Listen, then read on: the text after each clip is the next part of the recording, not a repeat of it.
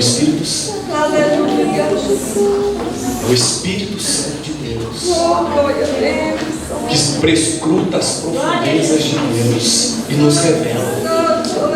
Aleluia. O Espírito Santo de Deus. Não perca ele. Não perca ele hoje nesse momento. Esteja sensível à voz dele nesse momento. Em nome de Jesus Cristo. Amém? Abra a tua Bíblia em Daniel capítulo 5, versículo de número 5. Glória a Deus. O irmão Giovanni aqui nos disse, comentando a respeito da palavra, né? Que cai nos solos. Tudo que você ouvir aqui hoje, não deixa o passarinheiro tirar do teu coração. Não deixa ninguém roubar do teu coração. Ouve essa palavra com o coração nesta noite, em nome de Jesus. Em nome de Jesus. Em nome de Jesus. Não deixa ninguém roubar a palavra do teu coração, não. Pense que só você está na igreja agora. Pense que só você está diante do trono de Deus. Só você. Mais ninguém. E você vai ouvir Deus falar no teu coração. Em nome de Jesus. Amém? Amém. Diz assim a palavra de Deus, Daniel capítulo 5, versículo de número 5. No mesmo instante, apareceram os dedos de mão de homem e escreviam, defronte do candeeiro, na caiadura da parede do palácio real. E o rei via os dedos que estavam escrevendo. Podemos assentar em nome de Jesus. E o rei via os dedos que estavam escrevendo. Glória a Deus. Irmãos, todos nós conhecemos a história de Daniel, um jovem que foi injustamente levado para uma terra estranha chamada Babilônia. Todos nós ficamos impressionados ao ouvir a história de Daniel. Todos nós, quando abrimos a nossa Bíblia no livro de Daniel, nos inspira, traz à nossa memória a lembrança de um verdadeiro homem de Deus. Uma pessoa que era para ser muito bem sucedido na sua terra, em Jerusalém. Ele era um dos príncipes de Judá. Era um jovem dotado de uma inteligência. Era um jovem que tinha condições de ser um homem diferenciado, destacado na sua terra, no seu recinto, junto dos seus amigos, seus vizinhos, a sua escola, a sua faculdade. Mas de repente é tirado isso dele, os sonhos, os desejos que ele tinha. Talvez ele se espelhava no seu pai, porque na cultura judaica o pai, ele zelava muito pela educação do seu filho. Daniel tinha sonhos, mas agora isso tudo é arrancado dele. Ele vai para uma terra estranha, muda o seu nome, vai viver distante, talvez de projetos que ele havia projetado, que ele havia arquitetado, que ele havia pensado que iria realizar. Agora na terra de Babilônia, vai sofrer, vai passar por situações que ninguém gostaria de passar. Quem quer sofrer aqui? Ninguém quer sofrer. Quem quer perder sonhos? Ninguém quer perder. Quem não quer ser bem sucedido, quer alcançar lugares, posições? Porque isso está no ser humano. Quando Deus cria o homem, Ele diz para o homem: dominai a terra, domine sobre a terra, domine sobre o mar, sobre os peixes, sobre o céu, sobre tudo. Então Deus coloca no homem essa autoridade de domínio, de governo. E agora você cativo, preso numa terra estranha. Talvez você e eu, nós poderíamos ficar chateados, assim como muitos ficaram. Quando você abre a tua Bíblia no Salmo 137, você vai ver que a tristeza era tão grande, o sofrimento, que a Bíblia diz que os cativos de Judá penduravam as suas harpas no salgueiro, e os caldeus perguntavam para ele: olha, canta-nos um cântico de Sião. Eles olhavam para os caldeus e diziam: como entoaremos nós um cântico ao Senhor em terra estranha? Não havia motivação. Mas o que me chama mais a atenção é que quando Daniel chega na Babilônia,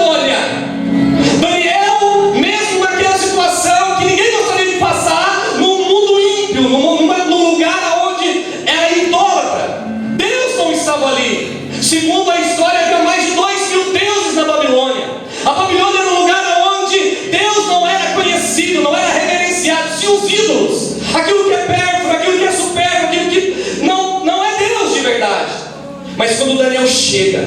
A Bíblia diz no capítulo 1, versículo 8, que Daniel propõe no seu coração não se contaminar. Glória a Deus, aleluia. Sabe por quê, irmãos? O ambiente que o crente está não pode mudar a sua conduta, a sua postura. É pelo contrário, aonde o crente chega, ele tem que ser diferente. Ele tem que fazer a diferença.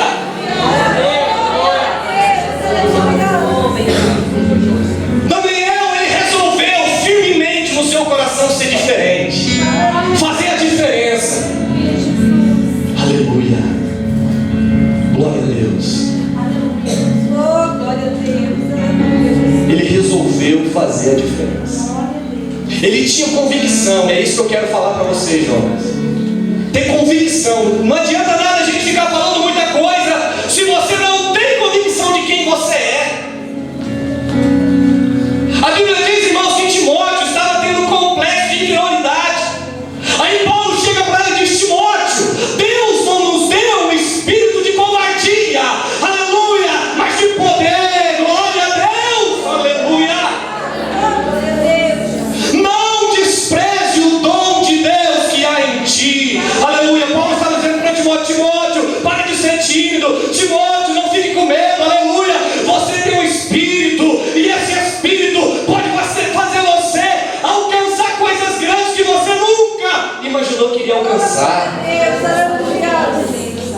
E Daniel resolve no seu coração ser diferente. E nós conhecemos a história. Daniel começa a ocupar lugar de destaque. Daniel começa a ocupar posições diferenciadas, porque Deus era na vida dele. E quando nós chegamos no capítulo de número 5, agora já não é mais o rei Nabucodonosor que governa. Ao passo que Nabucodonosor governa sobre Babilônia 44 anos. Depois ele morre, o seu sucessor vem, assume o seu trono. Belsazar domina a Babilônia por 22 anos. E quando nós, para entender o versículo 5, quando nós lemos o versículo 1 do capítulo 5, nós vemos que no momento de êxtase do rei, no momento em que ele se empolga, ele decide no seu coração dar um banquete, dar uma festa, fazer ali um momento de lazer. A Bíblia diz que ele pega 1000 dos seus grandes e convida até a sala do banquete e coloca na mesa vinho, coloca iguarias para todo mundo se saciar, para todo mundo se alimentar, se alegrar com o rei. E o rei vendo aquelas pessoas, os mais importantes do seu reino, se alegrando, o rei começa também a se alegrar, e ele começa a beber vinho. Ele começa a beber vinho, ele toma uma, toma duas, e ele começa a ponto dele começar a perder o sentido do que ele estava fazendo, e ele comete uma loucura. Ele fala para os seus serventes: olha, sabe aqueles utensílios de ouro, de prata, de bronze, que o meu pai Nabucodonosor trouxe lá de Jerusalém, aqueles utensílios que ficavam na casa do tesouro do templo dos judeus? Aí alguém vira para Belsazar e diz: lembra, eu sei o que é, então faz o seguinte, traz para mim aqueles vasos, porque eu vou beber vinho dentro deles, eu vou tomar cálice, eu vou me embriagar dentro daqueles, bebendo naqueles vasos. E é introduzido os vasos da casa do Senhor, para que Belsazar beba vinho naqueles cálices. Aqueles utensílios foram conquistados por Davi. Aqueles vasos de ouro, de prata e de bronze foram conquistados por Davi. Porque no coração de Davi tinha um desejo de construir um templo para Deus, uma casa, um lugar que Deus ia manifestar a sua presença. Então todas as vitórias que Davi alcançava nas suas pelejas contra os seus inimigos, os despojos, aquilo que os inimigos tinham de mais valor, o ouro, a prata, ele pegava e depositava no templo, e trazia consigo para o seu reino e guardava para que o dia que o templo ficasse pronto, aqueles utensílios iam ser um memorial de conquista, ia ser algo consagrado ao Senhor. Mas Jerusalém foi destruída e esses utensílios, o templo foi destruído e esses utensílios também foram levados como despojo por Nabucodonosor do povo de Israel. E a Bíblia diz que quando ele está naquela situação, que é apresentado, e as mulheres, as concubinas estão ali naquela orgia, aquela festa profana, mais ou menos o que está acontecendo nos nossos dias, aquela festa profana, aonde Satanás era adorado, aonde o inimigo era reverenciado. A Bíblia diz que quando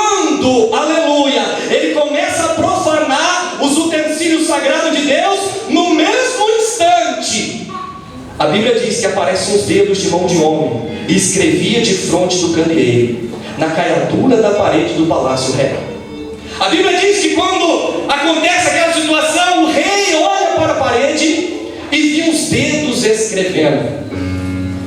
É interessante essa questão de escrever, porque quando eu estava meditando esta semana, não foi hoje, faz tempo que eu venho meditando esse texto, e eu me trouxe à memória o Espírito Santo lugares que Deus escreveu. Quando nós abrimos a nossa Bíblia no livro do Êxodo, capítulo de número 19, Deus queria se revelar não somente a Moisés, mas para todo o povo. Deus fala para Moisés: Moisés, fala para o povo santificar, coloca limites em volta do Monte Sinai, e ninguém toque no limite que for colocado. Aleluia. Nem homem, nem mulher, nem qualquer outro animal. Quem tocar no limite que você vai colocar no monte, vai morrer. E ao terceiro dia você sobe a mim, e eu revelarei a ti. A Bíblia diz que Moisés faz tudo o que Deus havia ordenado, e ele sobe no monte.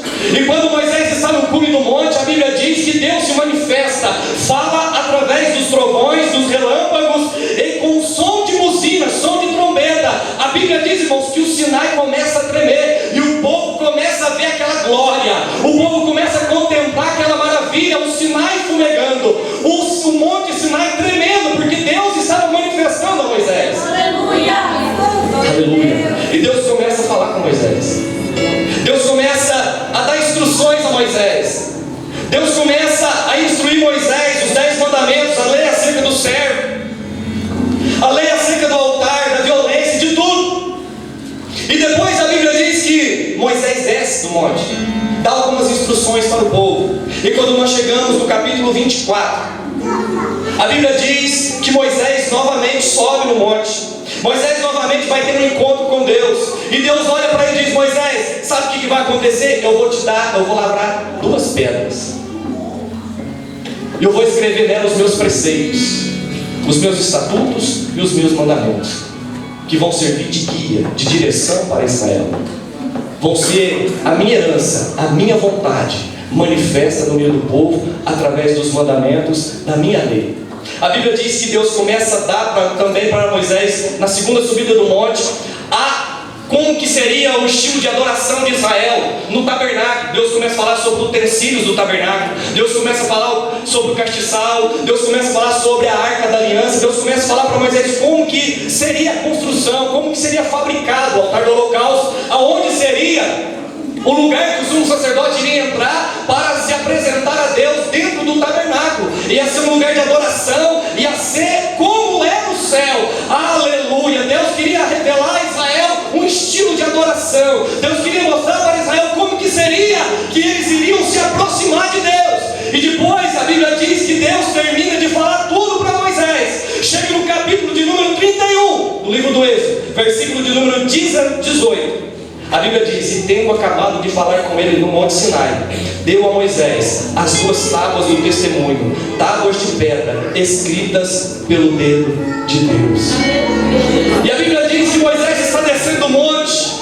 Aleluia! A Bíblia diz que Moisés está descendo com os mandamentos no braço, a direção, a herança do Senhor. Mas quando Moisés vai se aproximando do arraial de Israel, ele se entristece, porque o povo estava fazendo bagunça, porque achavam que Moisés não iria mais voltar, e convenceram Arão a fazer um bezerro de ouro para ser Deus para eles.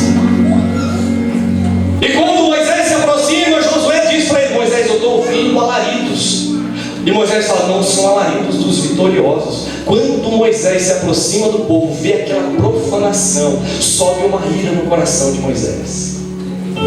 Sobe uma ira no coração de Moisés. A Bíblia diz no verso 19: logo que se aproximou do arraial, viu ele o bezerro e as danças, então acendeu-lhe a ira. Sabe o que Moisés fez? A Bíblia diz que Moisés arrojou das mãos as tábuas, quebrou-as ao pé do monte. Ele despedaçou com as tábuas da lei que Deus havia escrito com o seu próprio dedo.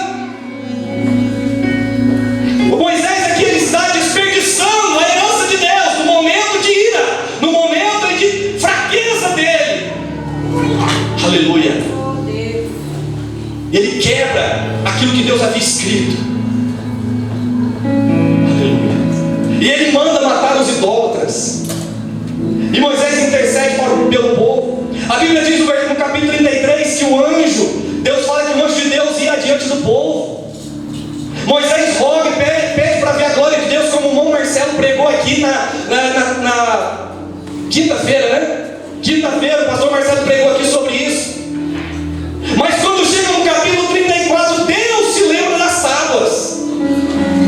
E Deus fala para Moisés: Moisés, lavra 2 pedras, como as primeiras, e eu escreverei as mesmas palavras que estavam nas primeiras tábuas.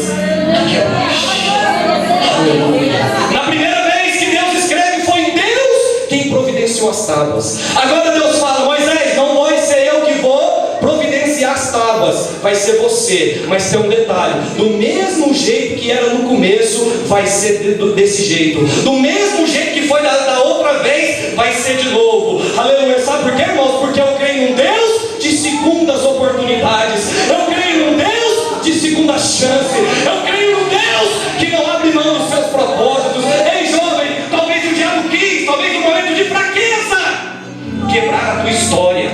Aleluia. Quebrar o propósito de Deus na tua vida. Mas eu quero te dizer que Deus é poderoso para escrever novamente. Deus é poderoso para continuar a história. Aleluia. Não vai ser um momento de deslize, não vai ser um momento de frustração que vai impedir o plano de Deus de cumprir na tua vida. Ei, igreja, Deus é um Deus que não desiste dos seus projetos, dos seus propósitos, dos seus escolhidos, daquilo que Ele estabelece. Deus não desiste.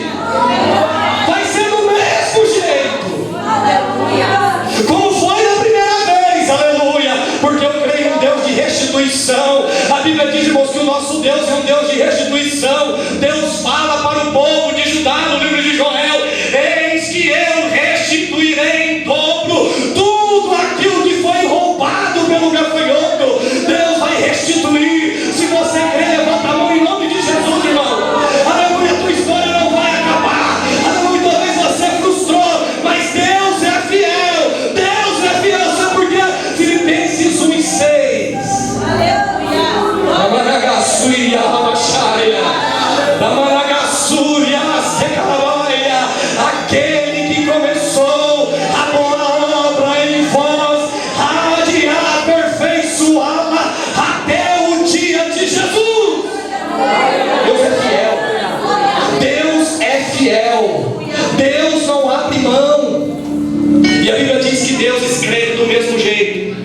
E quando Deus se manifesta a Moisés, Moisés cai de joelhos diante de Deus, reconhecendo agora que Deus é fiel para dar segundas oportunidades. A tua história não vai ser quebrada. Por um momento a tua história não vai ser quebrada. Aleluia. As pedras podem ter se quebrado, mas o propósito de Deus ainda está de pé. Aleluia. Alguma coisa pode se perder, mas Deus é fiel. Se você desejar e querer, Deus é fiel para continuar escrevendo os propósitos dele na tua vida. E Moisés desce no monte. E quando ele desce do monte, a Bíblia diz no verso de número 29 que o rosto de Moisés resplandecia, brilhava. Só que um detalhe: Moisés não viu o seu rosto brilhar.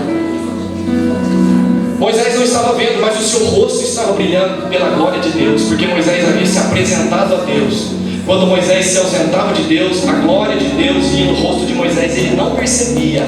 Aleluia, aleluia, glória a Deus, irmãos. O nosso rosto brilha quando nós estamos junto de Deus. Aleluia. Quando você se aproxima de Deus, o teu rosto brilha. Aleluia, glória a Deus. E você nem percebe. E quando Moisés desce do monte com o rosto brilhando, sem ele saber, ele chega diante do povo. O povo não aguentava olhando para Moisés, tanta glória que viu no rosto de Moisés. Aí a Bíblia diz que Moisés pede para providenciar um véu para cobrir o seu rosto. Por quê? Porque aquela glória era uma glória transitória, ia se acabar. Só iria voltar aquela glória Quando Moisés voltava para Deus, ele vinha com o rosto brilhando, colocava um véu, falava com o povo, ele percebia que a glória ia sumir, ele voltava para Deus e o seu rosto começava a brilhar. Aleluia. Talvez o teu rosto não está com a glória de Deus, mas o segredo é voltar para Deus, o segredo é ir até Deus. Aleluia. É você voltar, aleluia, é você subir de novo no propósito da oração, da consagração, de uma vida no altar. Aleluia. Você nem vai perceber, mas quando você se aproxima de Deus, a glória de Deus brilha. E a Bíblia diz em 2 Coríntios capítulo 3, verso 13, Paulo ensinando, glória a Deus, que a glória que estava no rosto de Moisés era uma glória transitória e passageira. Por isso tinha que colocar o véu. Mas mesmo com o véu, a glória se ia embora. Tem tanta gente, irmãos, que já perdeu a glória faz tempo e está colocando o véu no rosto, para ninguém ver que o seu rosto mais não está brilhando. Mas a glória já foi embora faz tempo. A glória já tinha ido embora. Aí o véu disfarça, o véu esconde. Aleluia. Mas nada está oculto aos olhos daquele que vê tudo. Aquele que seus olhos é como chama de fogo.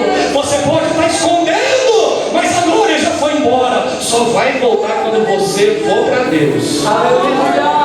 E quando Paulo está ensinando, ele diz assim: nós não somos como Moisés. Agora na graça não é igual a Moisés. Nós não precisamos de véu. Crente não precisa de esconder. Crente não precisa de véu para tampar rosto.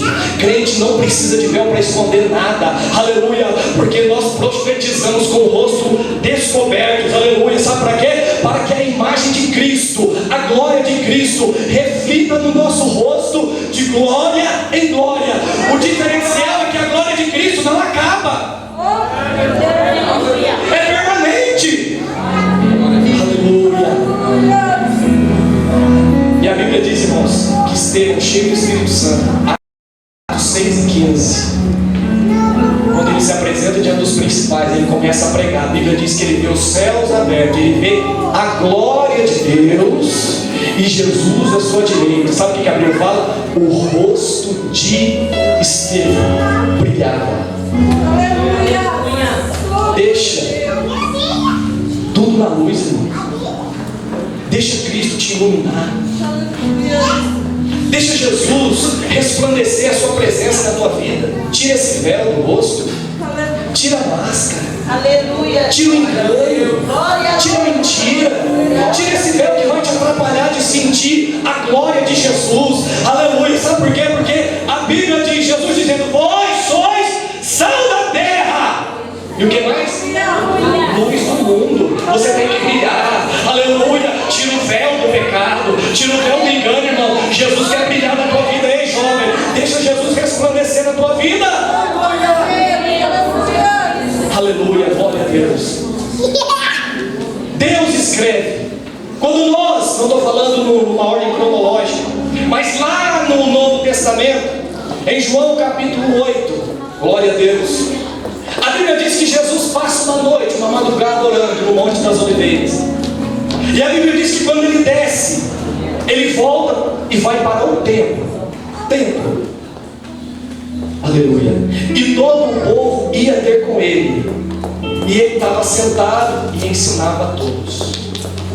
A Bíblia diz, irmãos, que os escribas e fariseus se aproximam dele e pega uma mulher que foi surpreendida num ato de adultério, faz ela ficar em pé no meio de todos, e eles disseram para Jesus: mestre, esta mulher foi apanhada em flagrante adultério, e a lei de Moisés fala que essa mulher tem que ser apedrejada. O que você diz sobre isso? O que o senhor acha dessa situação? Sabe o que a Bíblia diz em João 8,6? E isto dizia eles, tentando para terem que acusar. Mas Jesus, inclinando, escrevia na terra com o dedo. Olha que interessante, irmão. A lei de Moisés, lá em Levítico capítulo de número 20, verso 10, fala que quando uma pessoa era fragada no ato de adultério, tinha que trazer diante do sacerdote o homem e a mulher que estavam praticando adultério. Só que nessa situação é conduzido até Jesus, sabe só quem? Só uma mulher. O que é isso?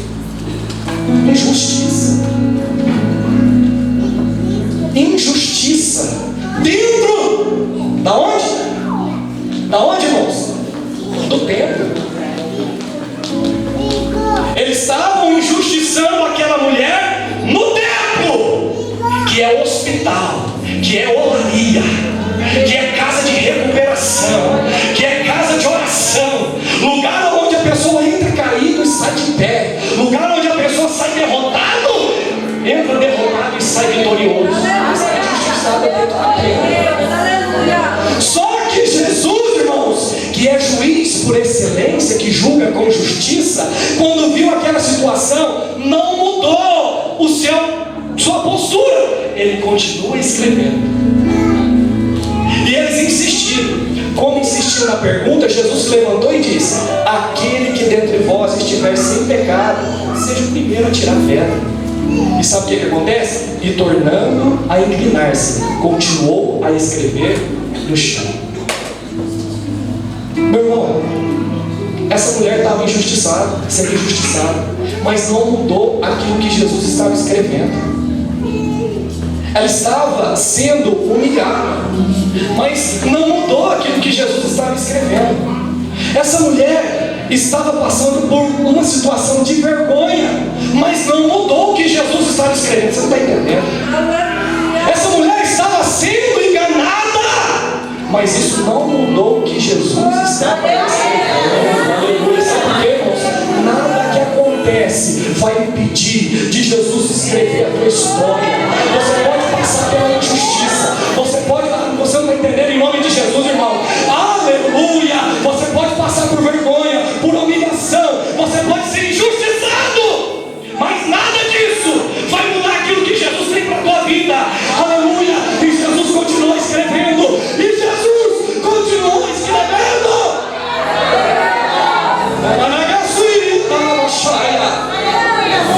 Talvez você esteja sendo humilhado aqui, envergonhado aqui, aleluia, mas a Bíblia diz: quem tentará acusação contra os escolhidos de Deus?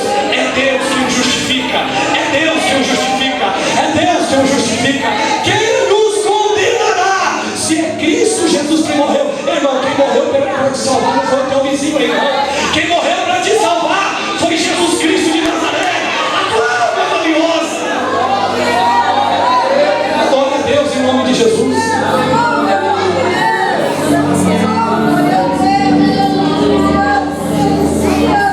Estão te apedrejando, fica tranquilo.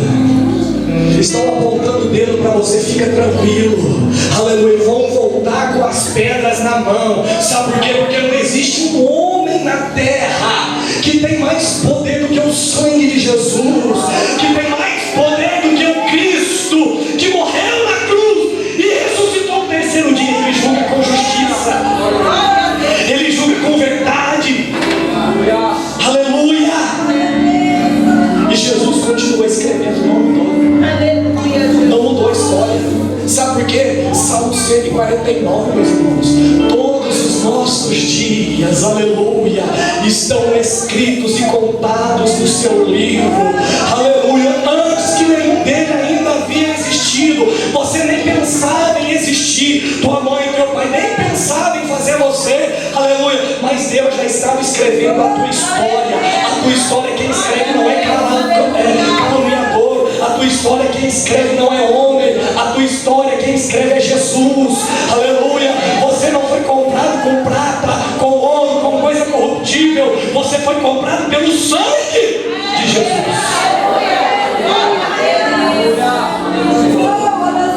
A Bíblia diz, irmãos, que todo mundo vai embora, só fica Jesus e a mulher.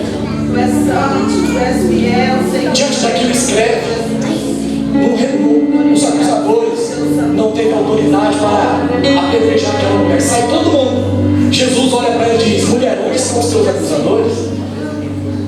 Foram tudo embora. Jesus erguendo-se e vendo a ninguém. E ela responde: ninguém, Senhor. Jesus olha para ela e diz: nem eu tampouco te condeno. Vai e não peques mais. Aleluia. Vai e Não peque, Ezequias. Jesus não condenou aquela mulher, mas deu um mandamento: não peca mais. Jesus está falando para ela: olha, eu vou continuar a tua história, aleluia, mas não continua no erro, não. Eu vou escrever a tua história, mas deixa o teu pecado. Eu vou continuar escrevendo a tua história, mas abandona aquele vício maldito. Eu vou continuar a tua história, mas olha, deixa de lado a vergonha do pecado. Jesus está dizendo para nós aqui nesta noite: eu sou fiel para continuar a história, mas abandona o erro, converte, deixa o Espírito trabalhar, deixa Jesus agir na tua vida. Aí não pegues mais. Voltando para o texto, quando o rei vê aquela escritura na parede, na caiadura da sala real, os seus joelhos começam a tremer. Começa a tremer o seu joelho, ele fica atônito, perplexo, ele fica sem entender nada. E ninguém conseguia decifrar o que Deus havia escrito. Ninguém conseguia decifrar aquilo que Deus havia colocado naquela caiadura. Aí são introduzidos diante do rei os magos. São introduzidos diante do rei aquelas pessoas encantadoras, e ninguém conseguia decifrar o que estava escrito. Aí a rainha mãe se apresenta diante de Belsazar e fala para ela: olha, Belsazar, nos dias de teu pai, Nabucodonosor, existiu um homem aqui que tinha um espírito excelente, de sabedoria, de conhecimento e inteligência. Agora Daniel não é mais aquele moço do início. Daniel agora já é um senhor. Mas quando Daniel é introduzido à sala real, o rei olha para ele e pergunta: Daniel, é você mesmo? Aquele é o mesmo? Aleluia. Os anos se passaram, mas Daniel continuou sendo o mesmo homem. Aleluia. O desenrolar dos anos foi passando na vida de Daniel, mas ele continuou o mesmo, ele não mudou. Ele não mudou. Ele continuou o mesmo Daniel lá no capítulo 1, verso 8.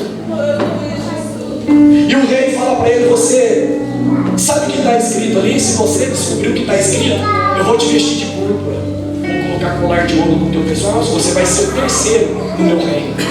Sabe o que a Bíblia diz? Que Daniel fala para ele: ó rei, os teus presentes fica para você e o teu filho. Pode deixar que eu vou ver. A Bíblia diz, irmãos, que quando Daniel chega diante do rei, olha a escritura, e o rei fala para Daniel: Daniel, leia o que está escrito, eu vou interpretar. E Daniel fala: Mene, Mene, Tekel, Parsim. E o rei fala assim: que não falar nessa linguagem? Nem sei o que você está falando. Não, eu vou te interpretar. Olha, você foi pesado na balança, e você foi achado em falta. Por causa disso, foi cortado de ti o teu reino e dado aos medos e persas. Aí o rei olha para Daniel e fala assim: mas o que eu fiz? O que você fez? Você profanou aquilo que é sagrado. Você profanou aquilo que não é teu. Você profanou aquilo que é do Todo-Poderoso. Mas só porque eu peguei aqueles utensílios lá que estavam empoeirados, estava esquecido na casa da tesouraria.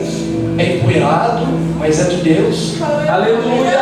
Está lá no cantinho esquecido, mas é de Deus. Aleluia. Está na prateleira de baixo, ninguém está vendo, mas é de Deus, é sagrado, foi consagrado. Aleluia. Foi apresentado a Deus, é santo, é puro, pode estar cheio de poeira, mas é de Deus, é só por isso.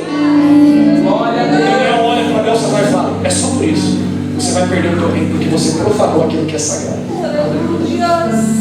Mocidade, você é o utensílio sagrado de Deus. Aleluia. Igreja, nós somos o utensílio sagrado. Aleluia. O Belsazar quer nos usar para profanar.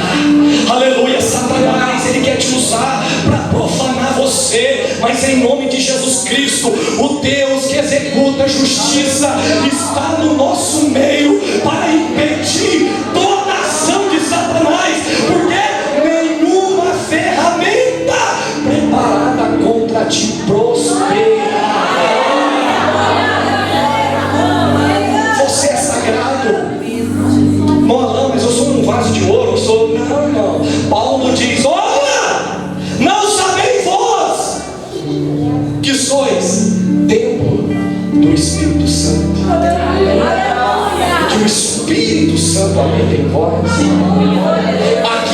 santo, só habita em lugar que é santo.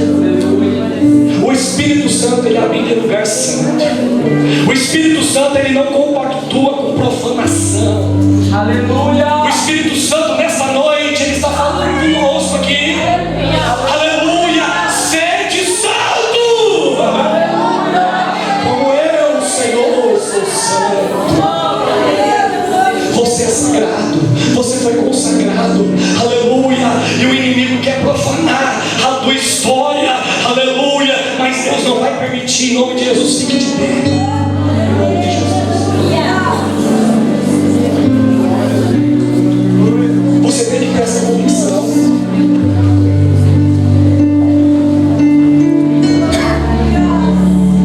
Nós temos que ter essa convicção que nós somos propriedade exclusiva de Deus.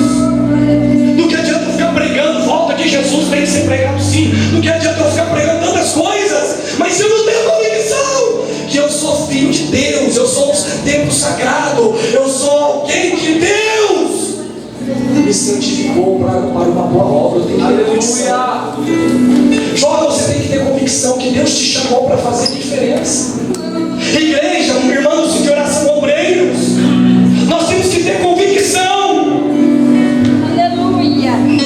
Do que adianta vestir um terno, pegar uma Bíblia, pôr debaixo do braço, colocar uma saia, ser dentro dos princípios, mas não ter convicção de quem você é. Aleluia. No primeiro embate com Satanás, recua. Na primeira investida, nós decepcionamos a Deus como Esaú decepcionou. Eu me lembro, irmão, que no ano em que eu me converti, era uma época dessa, e eu crente, aleluia, e eu em casa, irmãos, a minha carne tremia de vontade de estar no carnaval, tremia, agitava. Eu não conseguia dormir, eu dormia as 4 noites de carnaval naquele ano. Eu andava na rua, lá de casa, sentado no pé do poste. Eu e mais um irmão, o irmão Luciano, mora em Nova Resende. Os dois com o mesmo problema. Aquele desejo de estar aqui em cima. A carne balançava. Só que Deus é fiel. A Bíblia diz que Deus não permite que nós fôssemos tentados além das nossas forças. E junto com o livramento da tentação veio o escape. Aleluia. Sabe qual foi o escape que Deus deu para mim pro luto? Oração. Aleluia, oração. Eu e o Luciano, mesmo sendo tentado, nós entrávamos dentro do quarto e fazia vigília as 4 noites de carnaval orando. E o inimigo oprimido e nós orando. O inimigo em cima ali, ó, falando na nossa mente: vai, deixa de ser crente. Os teus amigos estão tudo lá em cima, você está aqui. Mas nós estamos ali na oração. Esse é o escape do crente. Oração. Escape de crente não é Facebook. Escape de crente não é WhatsApp. Escape de crente não é desabafar. Escape de crente ainda é a oração. Quando tiver algum problema, qualquer problema, Jesus diz: entra no teu quarto, irmão, fecha a tua porta e busque o teu Pai que está em oculto.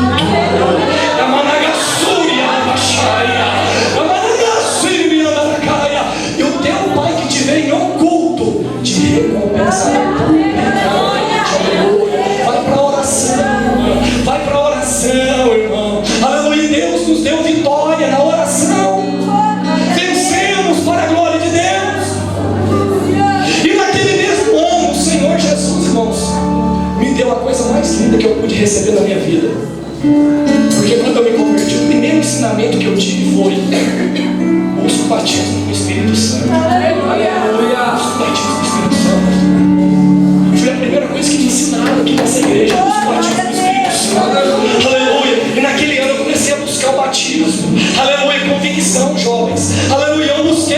E era congresso do ciclo de oração aqui. Já estou terminando. E tinha acabado a energia na cidade.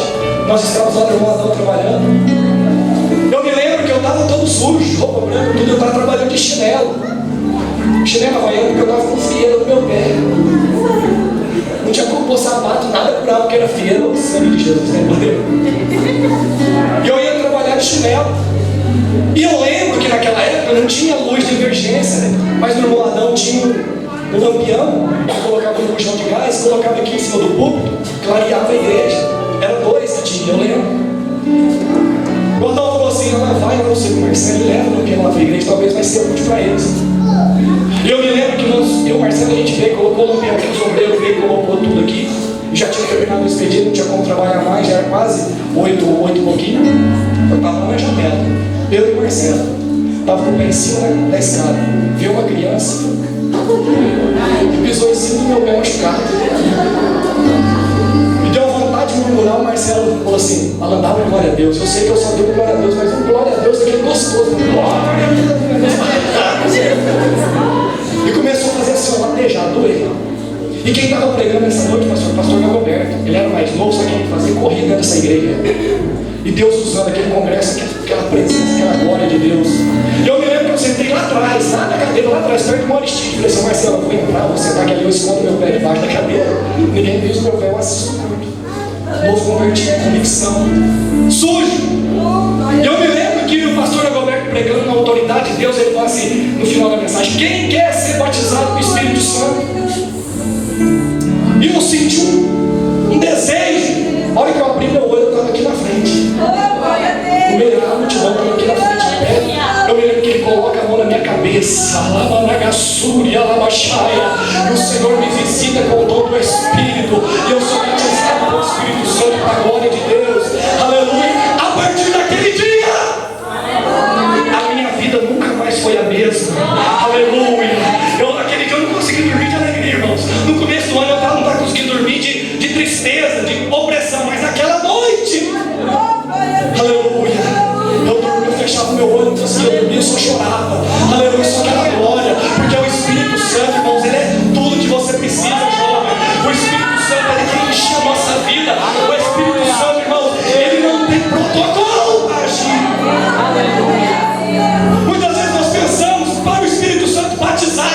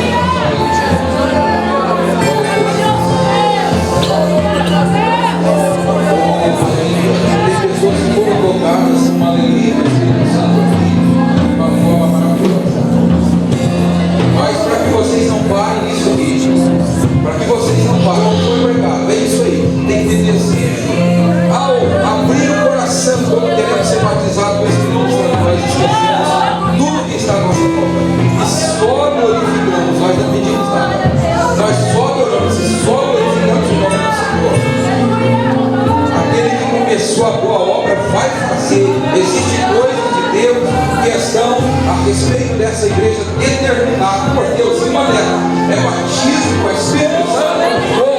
Aleluia, para isso mais poder de Deus na vida dessa igreja. Aleluia, glorificado o nome do Senhor. Nós vamos estar orando agora para terminar aqui. Glória a Deus. Aproveita, o Espírito Santo está agindo ainda na vida da igreja. Senhor nosso Deus, te agradecemos pela tua presença, por esse culto, pela oportunidade cultural, pela vida, por estarmos respirando, te adorando pela tua grandeza, pela tua magnitude. Obrigado, Senhor, por tudo, pelas lutas, pelas aflições, pelas misericórdias, pela graça. Deus, aleluia. Santo Israel. Oh, Jesus, Jesus, Jesus. Declama a tua paz, a tua graça, opera pelo teu Santo Espírito, assim como o Senhor vive para sempre. Tu és aquele, Senhor, Deus que conduz.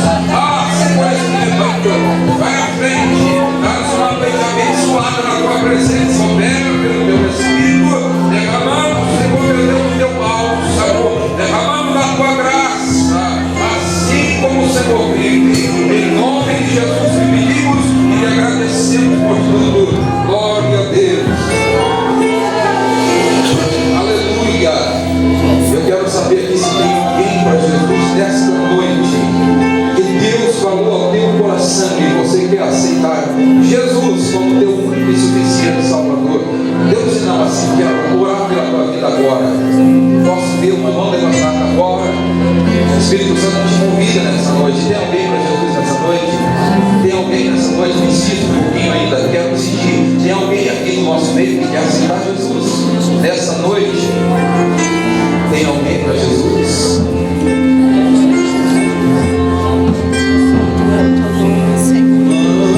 Manso e suave, Jesus está chamando. Chama por ti e por mim.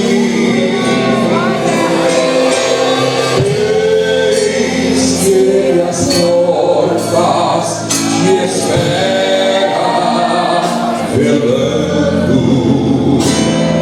Chama, ó pecador, vem.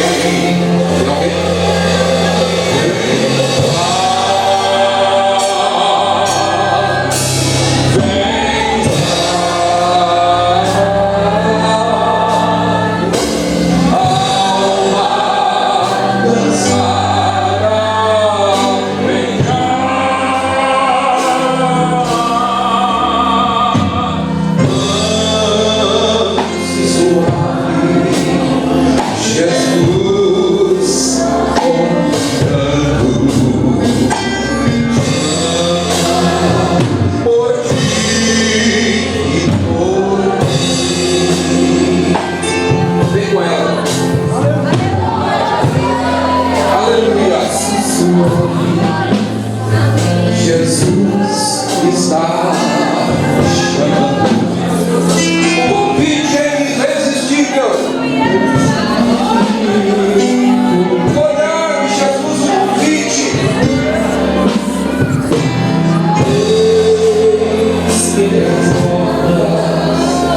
Te espera, velando.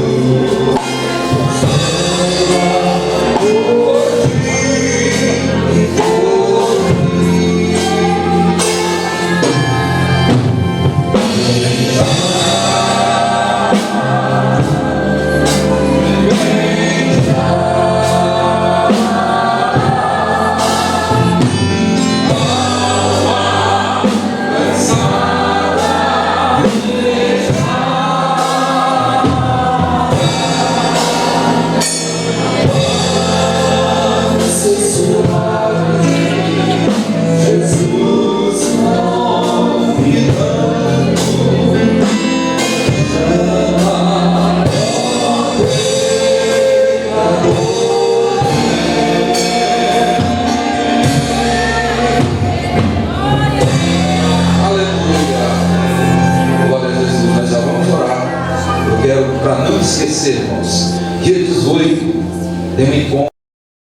Vamos orar.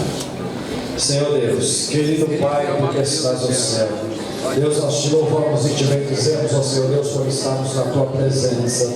Pai, te agradecemos, ó Senhor Deus, porque, ó Senhor Deus, mais uma vida que se rende aos teus pés.